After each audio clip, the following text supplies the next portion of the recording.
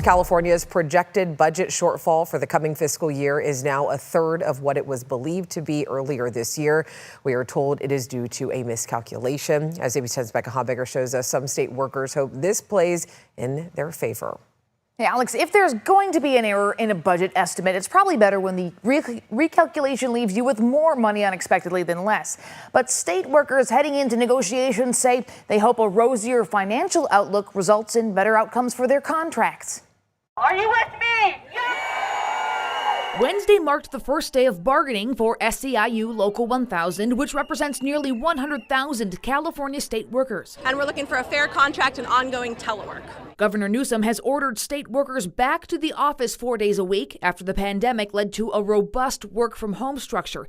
The directive was delayed as state workers pushed back, and the issue is now part of these negotiations. We're here to fight for what we deserve. Better pay, better benefits, and a common-sense telework approach. Telework is top of mind for these workers, but so is a discrepancy in the state budget. Every year, per the state constitution, California's governor must present a balanced budget proposal by January 10th. This January, in his balanced $349 billion budget proposal, Governor Newsom accounted for what he called a modest projected deficit of $2.9 billion that is solved. Then negotiations happen. Groups lobby for more money, other cuts are proposed, and the governor is required to propose a revised budget in May. State lawmakers must pass a budget by June 15th. Now, part of that process includes the Independent and Nonpartisan Legislative Analyst's Office, LAO, which analyzes the governor's proposed budget and checks calculations.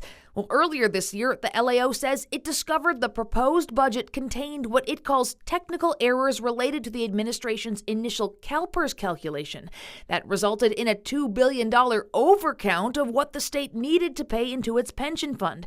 In other words, that projected $2.9 billion deficit should have been less than $1 billion. There's money to pay us. We need them to make us a priority. Is that extra money? Yeah, it feels a little bit good, but at the same time, even when we've seen the budget deficit not be so great, state employee salaries are still somehow always on the table, and that is not okay. In a statement to ABC 10, Cal HR said it respects the confidentiality of the bargaining process and does not speak on ongoing negotiations. Cal HR continues to bargain in good faith with SEIU.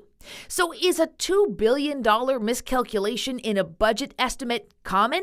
Legislative analyst Gabe Pettick wasn't available for an interview Wednesday, but told ABC 10 in an email, given the complexity of the state budget, it is not uncommon for this process to identify issues that require adjustment or recalculation between January and May. For its part, the California Department of Finance wrote in a statement to ABC 10, there is no error. Since 2016, Finance has used the same methodology to reconcile these payments. Money is set aside in the budget each year and is not distributed to departments or CalPERS. We always true up this amount after the fact. Because the true-up has now grown to a significant amount, we have decided to adjust this long-standing methodology going forward. Now, everything we've been talking about here has been for the coming fiscal year, which starts July 1st.